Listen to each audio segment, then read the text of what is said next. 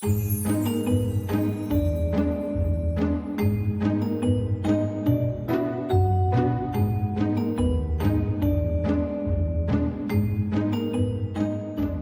to Practical Witch Talk.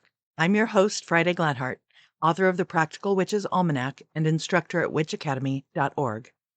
In this episode, we're going to talk about mise en place magic, a technique I've used for years to help smooth out the ups and downs of a witch's life. There are times in your life that you will feel magical, energized, powerful, and witchy. And then there's those times that you're tired and worn out, or you just aren't feeling in touch with your magic.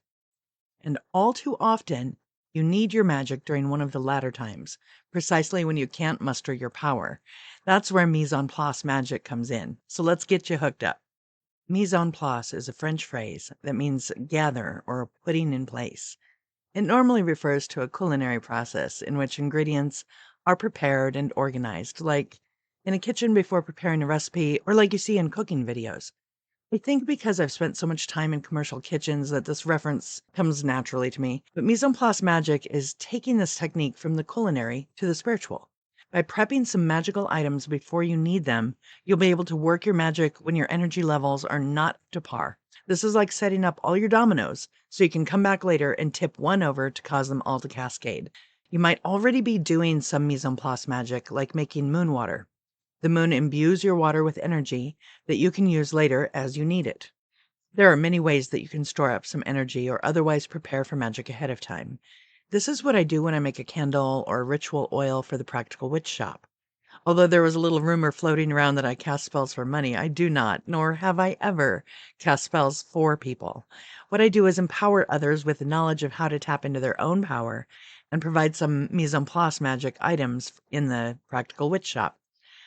Like any well-stocked pantry or medicine cabinet, your witchy supplies might include all the basic necessities like candles and incense, crystals, etc. Let's upgrade your supplies to include some mise en place items, the most useful of which is a protection ritual setup. I recommend a candle and a stone. You'll prepare both ahead of time for use when needed. This is a really good example of mise en place magic because most of us realize that we are in need of protection long after we've already needed it. Now that the need has arisen, our energy levels are drained from the very thing that's caused us to need that protection. Basically, you're going to choose a candle in a color that you associate with protection. I recommend white, black, or blue, but go with your intuition. Dress your candle with an anointing oil that corresponds to protection, like dragon's blood, sandalwood, frankincense, etc. You can also use a very small dusting of powdered herbs, and a pinch of ground cloves is a nice addition to protection candles. It also has the side effect of helping to deter gossip. To learn how to dress a candle, check out the 2022 edition of the Practical Witches Almanac called Infinite Spells, or look online for informative but sometimes conflicting advice. Candles can be rolled in ground herbs, or a small pinch can be sprinkled over the top of container candles and votives. But be sparing, as too many herbs, it's going to cause a lot of flare-ups and fires. It looks pretty, but it's not that practical. Next, you're going to select a stone that corresponds to protection. I would recommend black tourmaline. It's usually my go-to, but really good ones to consider are obsidian, black or blue kyanite, tourmalated quartz, smoky quartz, amber, jet, shungite. Some people might be more drawn to amethyst or carnelian or even fire agate. Find the stone that really speaks to you about protection and is usually associated or corresponds to protection. Then you're going to pick a good day for protection magic, like a Sunday. Any moon phase is going to work for protection rituals, but I prefer to prepare everything on a full or new moon. When you've selected your day and your moon phase, gather your dressed candle and a stone along with a good purification incense like cedar or sandalwood, rosemary, sage, that kind of thing. If you use any words of power, you can create some and write them on a parchment to be included with a protection mise en place. You might use something like, no bane shall enter here, I banish all threats and fear, or whatever you want to write. Then I usually bundle everything together in a cloth that corresponds to the color that I'm going to focus on, usually white or black for protection.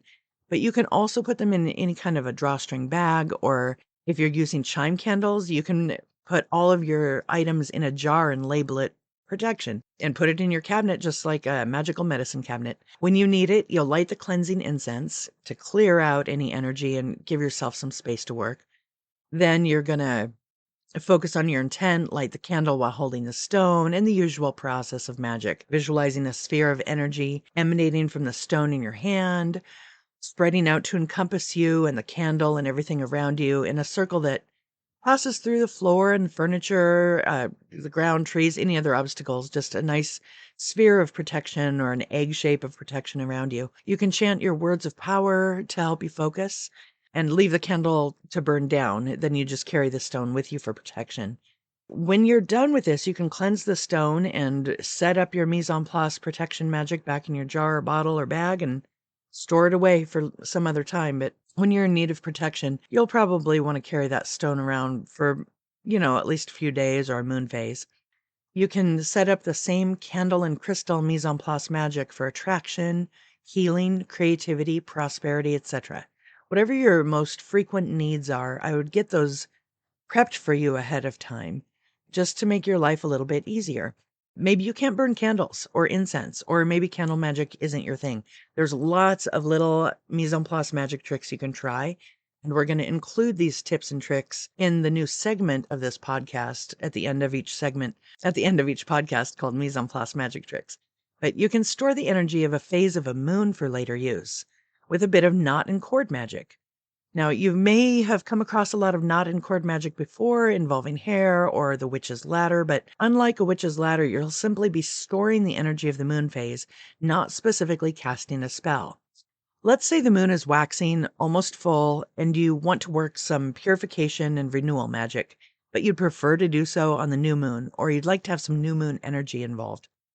You can use the energy of the new moon that you've stored. If you've made moon water, you have an idea of what this is like, but you'll be using knots instead of water to store energy. I like to use special cords. I have a long black one and a long white one. And my favorite cords to use are the tiebacks for curtains that you can get at fabric stores and craft stores. Try not to steal them from grandma's house, even if you love the cords holding back her curtains and the tassel is awesome. She's going to be super upset if she finds out her curtain rod tiebacks are missing.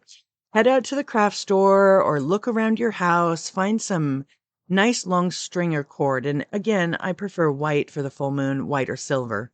And I usually use black for the new moon. Let's use the full moon as the example. I have a white cord about 5.5 or 6 feet long, about as long as if you hold your arms out, the cord reaches from end to end each palm. So from my left palm to my right palm, it reaches that far.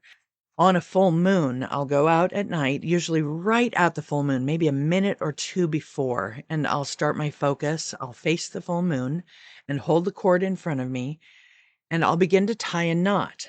Now, as you slowly tighten the ends of the line, keep the eye of the knot, the hole in it, in line with the moon, and as you pull the ends tight and close the knot in on the moon, you'll have room on the cord on either end, and you can continue to bind full moon energy into additional knots. I give each knot a few inches of space on the cord, and usually I'll just untie one knot when I need full moon energy, but you can use more or all of the knots as you wish. So on your full moon, it's a nice activity to do. It only takes a few minutes. You can muster all your energy, tie that full moon into a knot, and then you have that cord that you can store in your altar or your witchy cabinet. Now, I do wrap these cords in cloth and put them in a box. I don't like them exposed to any other light. That's just my personal weirdness. It probably doesn't matter. You can have them exposed to light if you want. It's not bad luck. No mojo is going to turn on you. It's I just like the full moon to be the last light that the cord was exposed to. On the new moon, you're going to be out during the daytime. When the moon is new, it's pretty much in line with the sun, so it's above you when the sun is overhead. I wear sunglasses with UV protection and do the same thing. I hold the cord in front of me and I slowly tie the knot as I visualize the moon nearby the sun. Unless it's an eclipse, it's usually just right around where the sun is.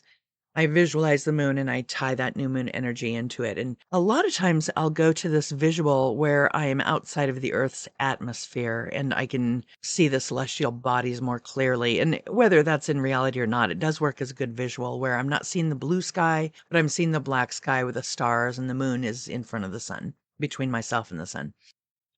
These cords are going to be really handy, but you don't have to use a fancy braided curtain cord. One of the first cords I ever used was the only cord I could get a hold of in a very small town in the middle of nowhere was some unbleached cotton butcher twine. And I love this stuff. I have a ball or two around all the time of cotton butcher twine because it's unbleached, it's all natural, it's handy for everything from binding two candles together for a separation ritual to making a real quick necklace if you wanna have a stone that you wanna carry somewhere other than a bra. So or pocket. But what's really cool about unbleached cotton is you can steep the cord in a tea or an infusion that you've made with herbs that correspond to your need. So let's say you're gonna steep a cord in peppermint and cinnamon tea, tie a knot in it on the waxing or full moon, and store it along with maybe a candle or a stone or anything else you want for a prosperity ritual. So you're making a mise en place prosperity by infusing your string or twine with the herbs that correspond to prosperity and money. And then you're tying in the full moon or the waxing moon energy into the knot to further that abundance and growth. So we'll again explore more tips in upcoming podcasts in the new segment Mise en Place Magic. It'll be at the end of every podcast. And if you need a copy of the Practical Witch's Almanac, you can visit practicalwitch.com. Thank you so much for listening. I welcome your comments, questions, and feedback. This has been a production of practicalwitch.com in cooperation with witchacademy.org. You can support the podcast through Patreon and subscribe through Spotify, Audible, Amazon Music, or any streaming service. Or just ask Alexa or Google to play the Practical Witch Talk podcast. A special thank you goes out to my patrons for their support, Becky and Lindsay and Chris, and Arkansas's finest metaphysical shops, The Parlor in Hot Springs and Strange Brew in Fort Smith. If you'd like to learn more about witchcraft, herbs, and tarot, check out witchacademy.org. Thank you again, and blessed be.